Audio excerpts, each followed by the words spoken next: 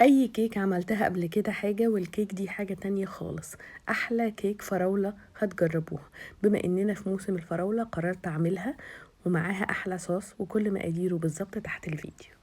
اول حاجة هندهن القالب بتاعنا بزيت او سمنة او زبدة زي ما تحبوا، واستخدمت قالب مقاس 26. وفي البولة حطيت 2 بيضة عليهم فانيليا، وكمان ضفت كوباية الا ربع من السكر العادي.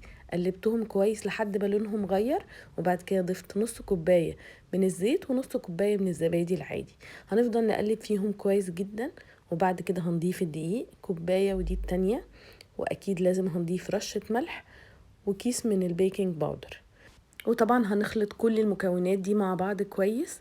وبعد كده في بولة تانية حطيت كوباية ونص من الفراولة المتقطعة، رشيت عليهم معلقتين من الدقيق وهنقلبهم مع بعض. مهم قوي الفراولة تكون ماسكة نفسها شوية، يعني بلاش الفراولة تكون طرية قوي. هنقلبها مع خليط الكيك، هو بيكون ماسك شوية لان الفراولة بيكون فيها مية.